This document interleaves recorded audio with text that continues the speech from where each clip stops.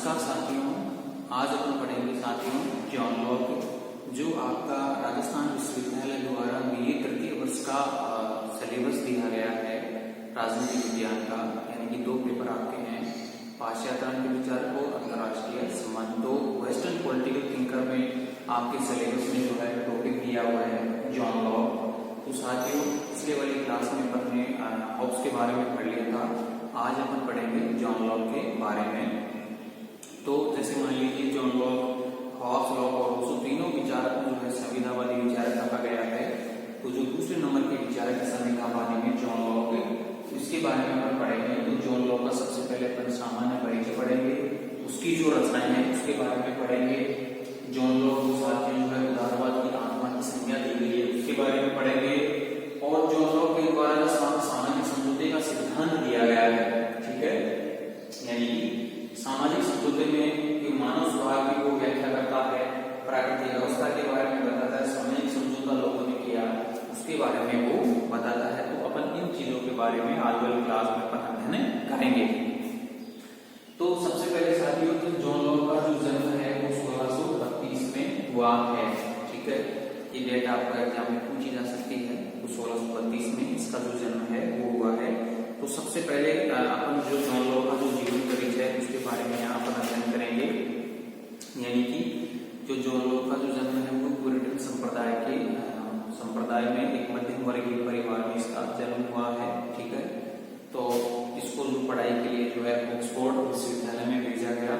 Oxford से पढ़ाई करने के बाद वह शिक्षक के पद पर नियुक्त हो गया, लेकिन वो जो शिक्षक के पद पर नियुक्त हुआ तो उसने शिक्षक के पद पर नियुक्त होने पर वो उस शिक्षक के पैसे से संतुष्ट नहीं था और उसने डॉक्टरी की पढ़ाई शुरू कर दी, ठीक है।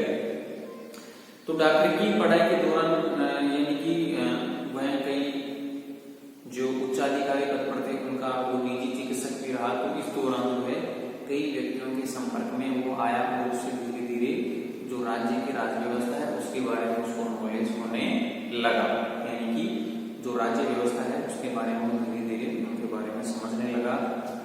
कई व्यक्तियों के संपर्क में आने से तो उसने धीरे धीरे जो अपनी रचनाओं में भी इस चीज का विस्तार किया है। तो अपन यहाँ देखते हैं कि जो जॉन लॉक का जो जन्म है प्यूरिटन संप्रदाय के मध्यम वर्गीय परिवार में 1632 ईस्वी में हुआ है। उस शिक्षा के लिए जॉन लॉक को ऑक्सफोर्ड भेजा गया और एमए की डिग्री प्राप्त कर लेने पर उसकी नियुक्ति ऑक्सफोर्ड में ही एक शिक्षक के पद पर हुई, यानी कि पढ़ाई के लिए उसको ऑक्सफोर्ड भेजा गया और ऑक्सफोर्ड से एमए करने के बाद जो है ऑक्सफोर्ड में ही उसकी नियुक्ति एक शिक्षक के पद पर यहाँ हुई है। परंतु यह कार्य उसके लिए रुचिकर सिद्ध नहीं हुआ और उसने इसका त्याग करके डॉक्टरी सीखना प्रारंभ कर दिया, यानी कि शिक्षक के पद पर उसको ज्यादा शौक नहीं लगा पढ़ाने का और उसका जो ध्यान है वो एक डॉक्टरी की तरफ आकर्षित हुआ। उसने डॉक्टरी की जो पढ़ाई है वो शुरू कर दी। एक सुविख्यात डॉक्टर से 2 वर्ष तक शिक्षा लेने के बाद उसने डॉक्टरी करना प्रारंभ किया। इस नाते उसका संबंध लॉर्ड एस्ले से हो गया, ठीक है, यानी कि वहां जो राजवंश से संबंधित था लॉर्ड एस्ले, उससे उसका परिचय हुआ, जो आगे चलकर अर्ल ऑफ शेप्सबरी बने, यानी कि अर्ल ऑफ शेप्सबरी है ना, कोई उच्चाधिकारी का पद है यहाँ, तो उसका जो है उस पद पर वो आसीन हुआ। कौन हुआ? Lord Astley. लॉक ने अगले 15 वर्ष तक अर्ल ऑफ शेप्सबरी के निजी चिकित्सक और विश्वासपात्र सचिव के रूप में कार्य किया, यानी कि वो उस पद पर नियुक्त हो गया। तो जो है जॉन लॉक है उसका एक निजी चिकित्सक और सचिव के पद पर जो है उसकी सेवा में लगा रहा। इस रूप में उसे अनेक प्रसिद्ध व्यक्तियों के संपर्क में आने और राजनीतिक परिस्थितियों का यथार्थ ज्ञान प्राप्त करने का अवसर मिला, यानी कि वो एक जो राज्य का अधिकारी था उसका निजी सचिव के रूप में वो कार्य कर रहा था। तो इस दौरान वो है अनेक व्यक्तियों के संपर्क में आया और उसे एक तरह से राज्य की जो राज व्यवस्था है कूटनीति है उसको समझने में जो है उसको सहायता यहाँ मिली। लॉक जब केवल 10 वर्ष का था तभी इंग्लैंड में राज्य पक्ष और संसदीय पक्ष के बीच गृह युद्ध प्रारंभ हो गया था, यानी कि जब जॉन लॉक 10 वर्ष का था तब उसी समय इंग्लैंड में जो है गृह युद्ध की परिस्थितियां वहां बन गई थी राज्य पक्ष और संसदीय पक्ष के बीच, जो लगभग 8 वर्ष तक चला, यानी कि जो गृह युद्ध की स्थितियां है वो यहाँ लगभग 8 वर्ष तक चली है। इस गृह युद्ध में लॉक का प्यूरिटन संप्रदाय प्रजा पक्ष का समर्थक और राज्य पक्ष का विरोधी था, यानी कि लॉक का संप्रदाय था, यानी कि मैंने शुरू में बताया कि जो जॉन लॉक का जन्म है वो प्यूरिटन संप्रदाय में हुआ, और जो प्यूरिटन संप्रदाय है वो प्रजा पक्ष का समर्थक यहाँ रहा है और राज्य पक्ष का विरोधी रहा है। इस गृह युद्ध में प्रजा पक्ष की विजय हुई, यानी प्रजा पक्ष की यानी कि प्यूरिटन संप्रदाय है उसकी विजय हुई। स्टुअर्ट राजवंश को निर्वासित कर दिया गया, यानी कि जो राजवंश चल रहा था स्टुअर्ट राजवंश उसको निर्वासित कर दिया गया, और क्रैमवेल की अध्यक्षता में गणतंत्र की स्थापना हुई। और जो इंग्लैंड में जो है वहां एक तरह से जो क्रैमवेल की अध्यक्षता में गणतंत्र की स्थापना वहां होती है। 1658 तक यह स्थिति चलती है, लेकिन 1658 में क्रैमवेल की मृत्यु हो गई, और जो निर्वासित किया गया था स्टुअर्ट राजवंश को उसके उत्तराधिकारी को पुनः बुलाया गया, यानी कि जो स्टुअर्ट राजवंश को पहले निर्वासित कर दिया गया था उसको वापस बुलाया गया, और 1660 में यह चार्ल्स द्वितीय के नाम से सम्राट हुआ, यानी कि 1660 में उसको जो है दोबारा सम्राट घोषित किया गया। उसके उत्तराधिकारी जेम्स द्वितीय का पार्लियामेंट से पुनः अधिकार विषय विवाद हुआ, यानी कि स्टुअर्ट वंश का जो उत्तराधिकारी था तो जेम्स द्वितीय यानी कि स्टुअर्ट राजवंश का जो सम्राट था उसका उत्तराधिकारी था जेम्स द्वितीय, तो उसका जो है पार्लियामेंट से पुनः विवाद हुआ, यानी कि संसद से पुनः विवाद यहाँ हो गया, और उसका फल उसे भोगना पड़ा। अब पार्लियामेंट ने हॉलैंड से राजकुमार विलियम को बुलाकर राजा बनाया, यानी कि पार्लियामेंट ने जो सम्राट था उसको हटा दिया, और पार्लियामेंट ने हॉलैंड से जो राजकुमार विलियम को यहाँ राजा घोषित कर दिया। राजकुमार विलियम के पद ग्रहण करने के समय की पार्लियामेंट ने एक अधिकार पत्र द्वारा सम्राट के अधिकार सीमित कर दिए, यानी कि हॉलैंड से राजकुमार विलियम को यहाँ राजा बनाया पार्लियामेंट ने, तो पार्लियामेंट ने एक संशोधन प्रस्ताव पास किया और जो राजा के अधिकार थे उनको सीमित कर दिया गया, और शासन से संबंधित अंतिम शक्तियां अपने हाथ में रख ली, यानी कि जो शासन से तो संबंधित शक्तियां थी वो पार्लियामेंट ने अपने हाथ में यहाँ रख ली। इस अधिकार पत्र को ब्रिटेन के संवैधानिक इतिहास में बिल ऑफ राइट्स के नाम से जाना जाता है, यानी कि ब्रिटेन का जो संविधान है उसमें जो विधेयक को बिल ऑफ राइट्स के नाम से यहाँ जाना गया, और सम्राट के हाथों से पार्लियामेंट के हाथों में अंतिम सत्ता के हस्तांतरण का यह परिवर्तन गौरवपूर्ण रक्तहीन क्रांति के नाम से प्रसिद्ध हुआ, यानी कि ये जो क्रांति हुई एक तरह से ब्रिटिश पार्लियामेंट ने जो राज्य की सत्ता थी उसको अपने अधिकार में कर लिया, और यह गौरवपूर्ण रक्तहीन क्रांति के नाम से प्रसिद्ध हुई। इस क्रांति के बाद इसके औचित्य और वैधानिकता पर बहुत कुछ राजनीतिक विवाद भी हुए, यानी इस पर बहुत राजनीतिक विवाद हुए। लॉक ने क्रांति के 2 वर्ष पश्चात प्रकाशित अपने ग्रंथ, यानी कि जॉन लॉक ने इस क्रांति के 2 वर्ष के बाद अपना ग्रंथ प्रकाशित किया, शासन पर 2 लेख, यानी कि ट्रू ट्रीटिस ऑन गवर्नमेंट। ठीक है, तो ये जो है शासन पर 2 निबंध, यानी कि ये मैंने रचना में भी लिखा है, यानी कि जो रक्तहीन क्रांति हुई इसके 2 वर्ष बाद जॉन लॉक ने इसका प्रकाशन किया है, शासन पर 2 लेख या 2 निबंध में क्रांति का समर्थन किया, यानी कि इस लेख में जो है इसने क्रांति का समर्थन किया और सर्वथा उचित सिद्ध करने का प्रयास किया, और इसको जो है उचित सिद्ध करने का प्रयास जॉन लॉक ने किया। लॉक विलियम ऑफ ऑरेंज का पहले से ही कृपा पात्र था, यानी कि जॉन लॉक है विलियम ऑफ ऑरेंज का पहले से ही कृपा पात्र था, अतः विलियम के शासन के अंतर्गत उसे कमिश्नर ऑफ अपील्स का पद प्रदान किया गया। जब विलियम जो शासक बना तो उस दौरान है जॉन लॉक को कमिश्नर ऑफ अपील का पद दिया गया था।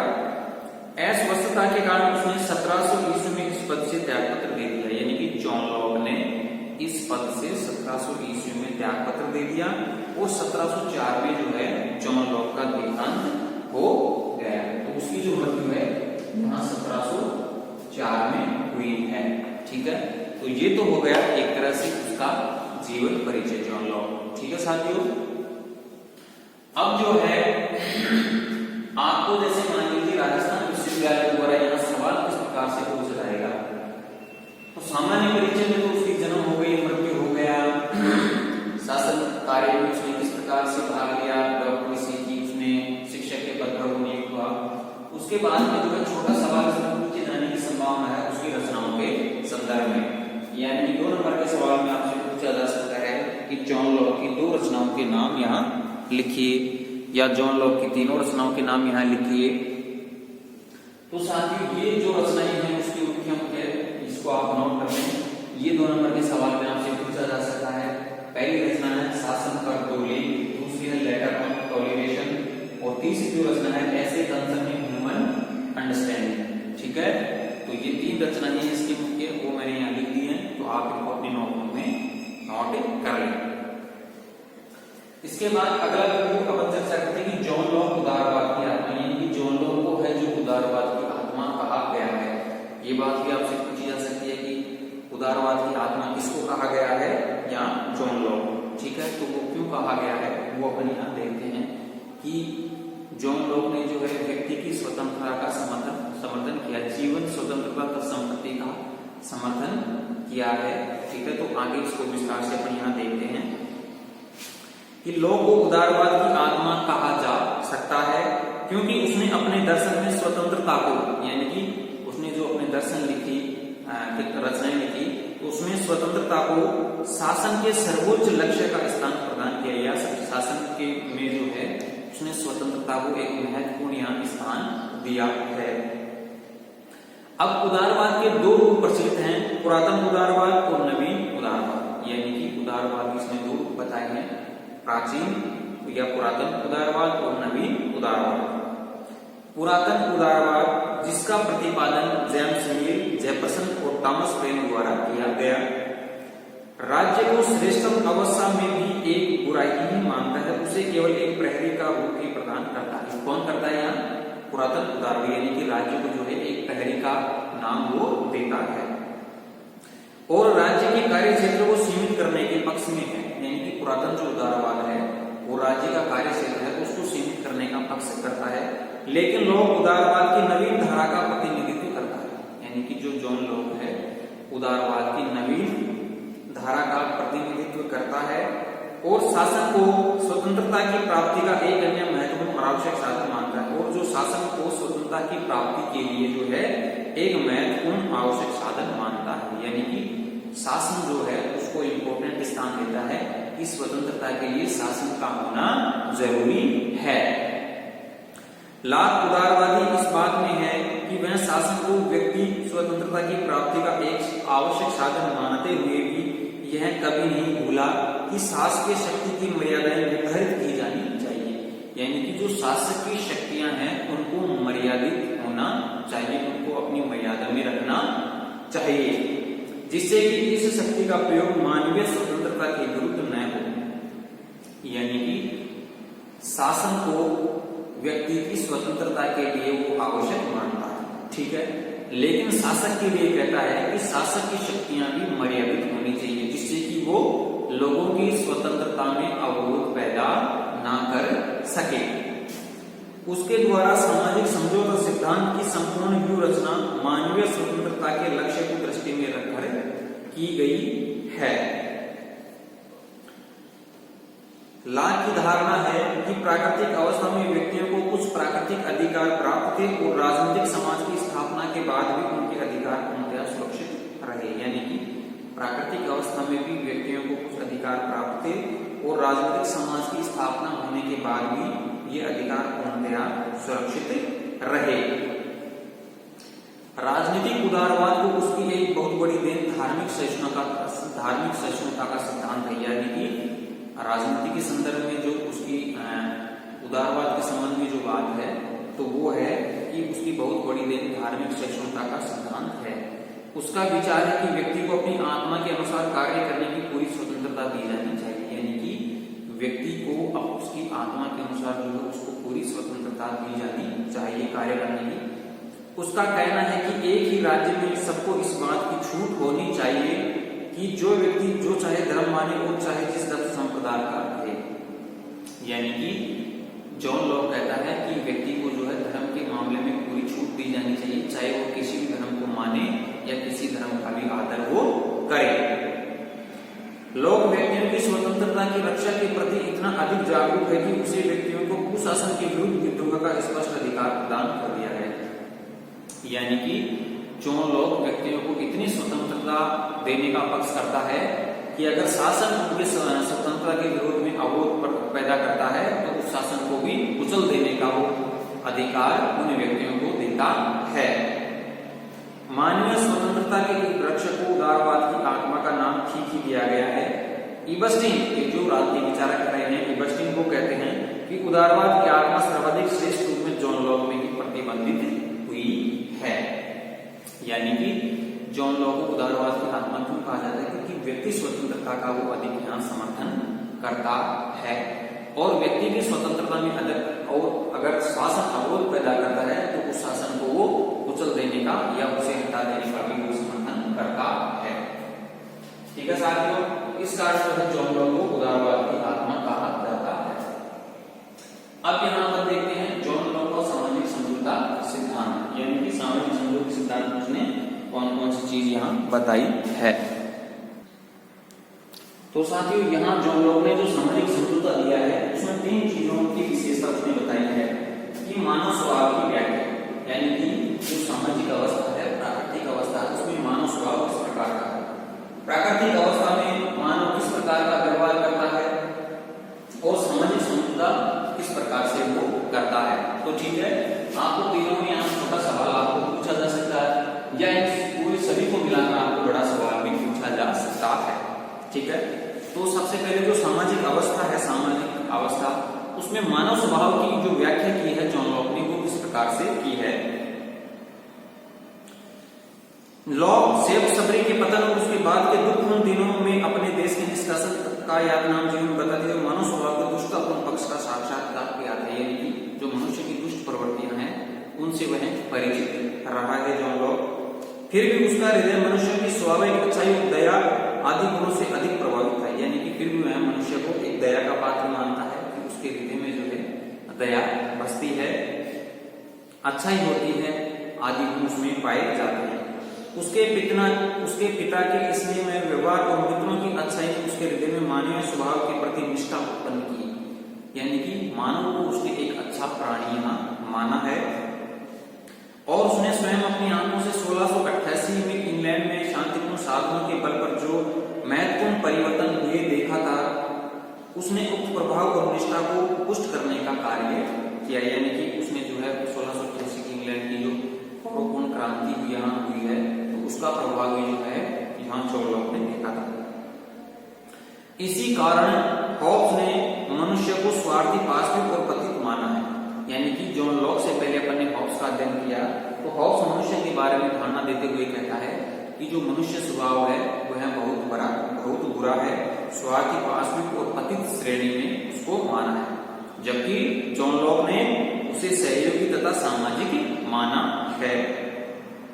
उसके अनुसार मनुष्य स्वभाव से एक ऐसा सामाजिक प्राणी है जो पारस्परिक सहयोग, प्रेम, दया और सद्भावना के आधार पर दूसरे व्यक्तियों के साथ संबंध रखते हुए अपना जीवन व्यतीत करता है। तो इस प्रकार जो है मानव स्वभाव की उसने व्याख्या की है। मानव स्वभाव के बारे में क्या कहता है? लॉक कहता है कि मनुष्य स्वभाव से एक ऐसा सामाजिक प्राणी है जो पारस्परिक सहयोग, दया, प्रेम भाव, सद्भावना के आधार पर दूसरे व्यक्तियों के साथ संबंध रखते हुए अपना जीवन व्यतीत करता है। तो यहाँ मानव स्वभाव के बारे में भी जॉन लॉक के बारे में आपसे पूछा जा सकता है। ठीक है, अब देखते हैं प्राकृतिक अवस्था, यानी कि जो मनुष्य की प्राकृतिक अवस्था है उसके संबंध में जॉन लॉक यहाँ क्या कहता है। जिस प्रकार हॉब्स ने मनुष्य की प्राकृतिक अवस्था का वर्णन किया है उसी प्रकार जो है जॉन लॉक ने भी मनुष्य की प्राकृतिक अवस्था का वर्णन किया है। लॉक का मनुष्य प्रेम, सहानुभूति, सहयोग एवं दया से पूर्ण प्राणी है, यानी कि साथियों जो परीक्षा में है जॉन लॉक के बारे में पूछा जा सकता है कि जॉन लॉक मनुष्य की कौन सी विशेषताएं यहाँ बताता है। ठीक है, तो जॉन लॉक मनुष्य को प्रेम, सहानुभूति, सहयोग, दया से परिपूर्ण मानता है, इसलिए उसकी प्राकृतिक अवस्था प्रत्येक के साथ संघर्ष की अवस्था न होकर शांति, संपन्नता, सहयोग, समानता तथा स्वतंत्रता की अवस्था है। यानी कि जॉन लॉक प्राकृतिक अवस्था में बारे में कहता है कि मनुष्य का आपस में संघर्ष नहीं है। ठीक है ना, यानी कि प्रत्येक से प्रत्येक की संघर्ष की अवस्था नहीं है, बल्कि शांति, संपन्नता, सहयोग, समानता तथा स्वतंत्रता स्वतंत्रता की अवस्था है। जॉन लॉक कहता है कि प्राकृतिक अवस्था स्वतंत्रता की अवस्था है, यह स्वेच्छाचारिता की अवस्था नहीं है। इस अवस्था में मनुष्य को अपने व्यक्तित्व या संपत्ति के प्रयोग की अमर्यादित स्वतंत्रता है, यानी उसके व्यक्तित्व और संपत्ति की उसको खुली स्वतंत्रता यहाँ दी गई है, पर उसे तब तक अपने को नष्ट करने की स्वतंत्रता नहीं है जब तक ऐसा करने की आवश्यकता जीवन बनाए रखने के अतिरिक्त किसी अन्य उद्देश्य से न हो। यानी कि अगर मनुष्य का जीवन जरूरी है तो उतनी ही संपत्ति और उसको स्वतंत्रता की आवश्यकता है, और अगर उसका जीवन ही नहीं है तो इन चीजों की कोई आवश्यकता यहाँ नहीं है। लॉ की प्राकृतिक अवस्था की विशेषता यह है कि उसमें व्यक्तियों को अधिकार भी प्राप्त है, और उसमें व्यवस्था है कि लॉ के अनुसार प्राकृतिक अवस्था में व्यक्तियों को प्राकृतिक अधिकार प्राप्त थे, और प्रत्येक व्यक्ति अन्य व्यक्तियों के अधिकारों को ध्यान और आदर करता है, यानी कि अन्य व्यक्तियों के अधिकारों का ध्यान और आदर यहाँ करता है। प्राकृतिक अवस्था में मनुष्य को 3 अधिकार प्राप्त थे, जीवन, स्वतंत्रता और संपत्ति का अधिकार। यानी कि ये बात जो है आपको साथियों 2 नंबर के सवाल में पूछी जा सकती है कि जॉन लॉक ने प्राकृतिक अवस्था में मनुष्य को 3 अधिकार प्रदान किए हैं, वो कौन कौन से? जीवन का अधिकार, स्वतंत्रता अधिकार और संपत्ति का अधिकार। जीवन, स्वतंत्रता और संपत्ति का अधिकार, ये बहुत मोस्ट है, ये आपसे पूछा जा सकता है। ठीक है, तो जॉन लॉक है जो है वो प्राकृतिक अवस्था में मनुष्य को 3 अधिकार देने की बात करता है, यहाँ जीवन, स्वतंत्रता और संपत्ति का अधिकार।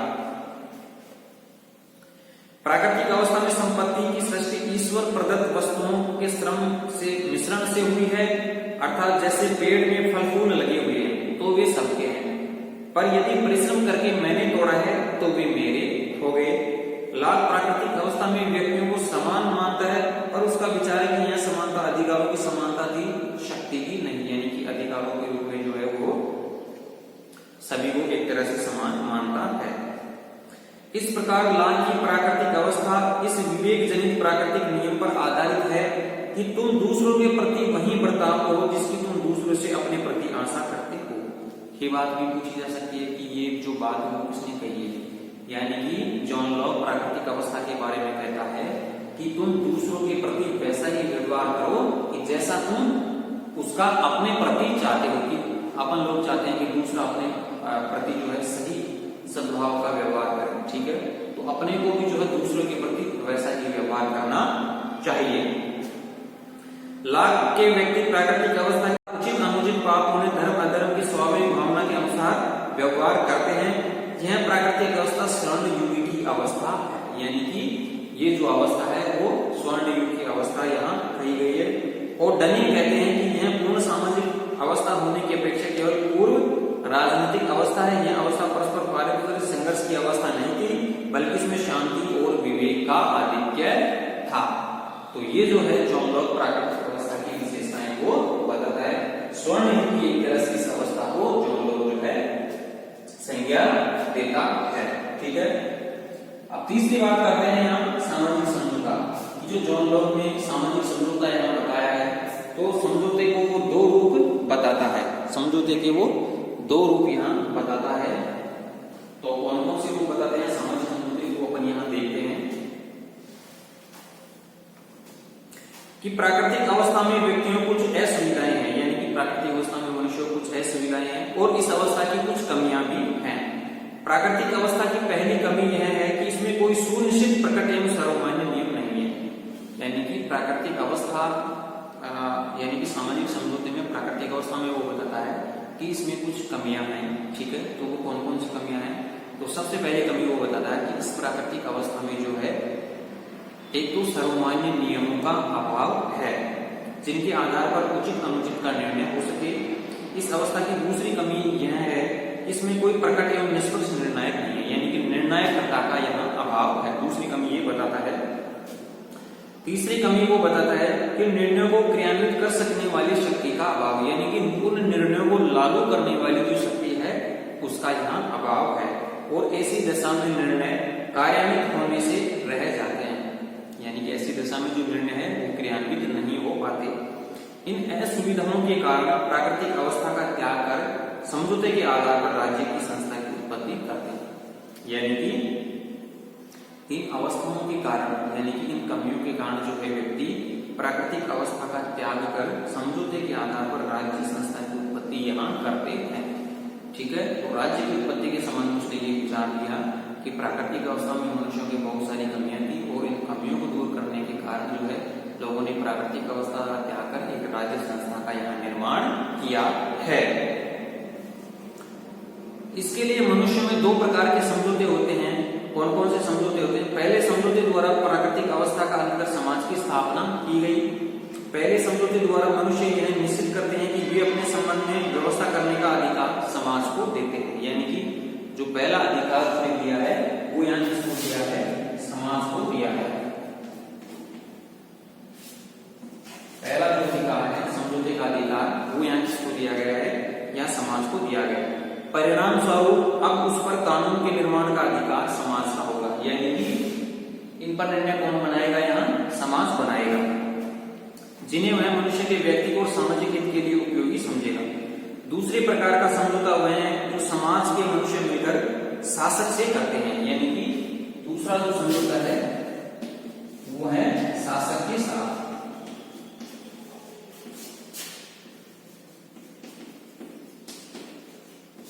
यानी कि जो दूसरा समझौता यहाँ किया गया है वो समाज के लोग मिलकर किसके साथ यहाँ करते हैं? शासक के साथ करते हैं, जिसके द्वारा राज्य संस्था की उत्पत्ति यहाँ होती है। यह समझौता एक प्रकार के शासक और शासितों के मध्य है। यानी कि ये जो दूसरा समझौता है वो शासक और शासितों के मध्य, यानी कि शासक और जनता के मध्य है। इससे समाज के द्वारा शासक को कानून बनाने, उसकी व्याख्या करने और उन्हें मनवाने का अधिकार यहाँ दिया गया है। जिस समाज के द्वारा, यानी कि जो शासक कानून बनाएगा अधिकारों को लागू करने का जो कार्य है वो समाज के द्वारा किसको दिया गया है? यहाँ शासक को दिया गया है। परंतु लाभ ने सामाजिक समझौते में शासक को अमर्यादित शक्ति यहाँ नहीं दी है। यानी कि जॉन लॉक क्या कहता है कि यहाँ शासक को पूर्णतः शक्तियां नहीं दी गई, यानी कि शासक की शक्तियों पर भी यहाँ प्रतिबंध लगाया गया है। किस प्रकार से प्रतिबंध लगाया गया है? अगर शासक व्यक्ति की स्वतंत्रताओं में अवरोध पैदा करता है, यानी कि जो शासक है व्यक्तियों की स्वतंत्रता का हनन करता है, उनमें रोक टोक करता है, दखलंदाजी करता है, तो लोगों को उस शासन को पलटने का वो अधिकार देता है। यानी कि उस शासक को, उस शासक से शक्तियां छीनी जा सकती हैं या उस शासक को जो है अपदस्थ यहाँ किया जा सकता है। यहाँ क्रांति की संज्ञा को देता है। लाभ के सामाजिक समझौते में शासक को अमर्यादित शक्ति प्राप्त नहीं है। शासक की शक्ति पर यह प्रतिबंध लगा दिया गया है कि उसके द्वारा निर्मित कानून प्राकृतिक नियमों के अनुकूल और अनुरूप होंगे। यानी कि शासक के जो कानून होंगे वो प्राकृतिक नियमों के अनुकूल होने चाहिए। लाभ कहता है कि व्यक्ति अपनी संपत्ति की रक्षा के लिए राजनीतिक समाज में प्रवेश करते हैं। यानी कि व्यक्ति जो है अपनी संपत्ति के लिए जो है राजनीतिक समाज में प्रवेश करते हैं। संपत्ति के अंतर्गत जीवन, स्वास्थ्य तथा स्वतंत्रता भी सम्मिलित है। यहाँ संपत्ति से मतलब संपत्ति से ही नहीं है, लोग कहता है कि जीवन का, स्वास्थ्य का और स्वतंत्रता भी इसमें सम्मिलित है। लॉक की धारणा है कि प्राकृतिक अवस्था में व्यक्तियों को जो अधिकार प्राप्त थे समाजमुखी सोच से सामूहिक रूप से और सामूहिक हितों को ध्यान में रखते हुए करेगा। यानी कि प्राकृतिक अधिकारों की जो रक्षा है वो कौन करेगा? यहाँ समाज करेगा। इस प्रकार सरकार व्यक्तियों के जीवन, सुरक्षा और संपत्ति की रक्षा की गारंटी लेती है। और सरकार जो है व्यक्तियों के जीवन, सुरक्षा और संपत्ति की गारंटी लेती है। इस समझौते में यह भी निश्चित किया गया यदि प्रभु सत्ताधारी समझौते की शर्तों का उल्लंघन करे और सार्वजनिक हित के विरुद्ध शासन करे तो मनुष्य को अधिकार होगा कि वे उससे अथवा उस व्यक्ति समूह से राजशक्ति छीन ले। कि अगर शासक जनता के हितों के अनुकूल कार्य नहीं करता है, उनकी स्वतंत्रता का हनन करता है, तो जनता को अधिकार है कि शासक की शक्तियां वापस छीन ली जाए और दूसरे ऐसे व्यक्ति अथवा व्यक्ति समूह को दे दे जो समझौते की शर्तों के अनुकूल सार्वजनिक हित में शासन करे और शासक को हटाने के साथ में दूसरा व्यक्ति को शासन सत्ता सौंपी जाए जो जनता के हितों के अनुकूल शासन कर सके। तो जो इस प्रकार जो है सामाजिक समझौते में समाज के जो समझौता होता है और दूसरा जो है शासक के साथ यहाँ समझौता होता है। उसकी कुछ विशेषताएं हैं सामाजिक समझौते की, वो अपन यहाँ एक बार देख लेते हैं कि जो लॉक ने सामाजिक समझौते किया तो उसके दो प्रकार के समझौते किए उसने। पहले समझौते द्वारा तो राजनीतिक समाज की स्थापना की गई है जो मैंने यहाँ बताया है, और दूसरा जो समझौता है वो शासक और शासक के मध्य शर्तें निर्धारित करते हुए सरकार की स्थापना की गई है। समझौते के परिणाम स्वरूप नागरिकों द्वारा अपनी प्राकृतिक अवस्था के अधिकारों का त्याग कर दिया गया है, किंतु अधिकारों का त्याग जो है इस शर्त पर किया गया है कि समाज उनकी सामूहिक सुरक्षा रूप से सामूहिक का ध्यान में रखते हुए किएगा। यानी कि प्राकृतिक अधिकारों का त्याग तो कर दिया, लेकिन वो इस शर्त पर किया गया है कि जो समाज है उनकी हितों की रक्षा यहाँ करेगा। तीसरी जो विशेषता है, समझौते के आधार पर जिस संस्था का निर्माण होता है वह मानवीय अनुमति और सहमति का परिणाम है। नंबर जो चौथी विशेषता है कि लॉ के सिद्धांत में शासक भी समझौते का एक पक्ष है, अतः समझौते की शर्तें उस पर अनिवार्य लागू होती हैं और उसके लिए समझौते का पालन आवश्यक होता है। इस प्रकार लॉ एक निरंकुश राजतंत्र नहीं वरन मर्यादित राजतंत्र की स्थापना के पक्ष में, यानी कि शासक के भी वो मर्यादित शक्ति का पक्ष का समर्थन वो करता है। तो ये जो है जॉन लॉक की सामाजिक समझौते के सिद्धांत की विशेषताएं होगी। तो साथियों आपको जो है परीक्षा में सवाल जो है किसी भी प्रकार से पूछा जा सकता है, इस चीज का आप ध्यान रखें। तो जॉन लॉक का जो जन्म 1632 से 1704, सामान्य जीवन परिदृश्य के बारे में पढ़ने पड़ा है, शाम के बारे में मैंने लिख दिया, आप इसको नोट कर लें एक बार। रचना में समझ में आपको सवाल याद पूछा जा सकता है, जॉन लॉक को उदारवाद की आत्मा कहा गया है। जॉन लॉक के सामाजिक समझौते सिद्धांत मानववाद की व्याख्या की गई, प्राकृतिक अवस्था की व्याख्या की, सामाजिक समझौते में समाज और शासक के साथ को समझौता करता है। तो इसमें जो सवाल है वो आपसे कहीं से भी पूछा जा सकता है। जो आगे वाली अपनी क्लास होगी उसमें जो जॉन लॉक के आगे के टॉपिक है, राज्य के संबंध में उसने कौन सी विशेषताएं बताई, सरकार के कौन से कार्य बताए हैं, इन चीजों का अपन अध्ययन करेंगे। तब तक के लिए साथियों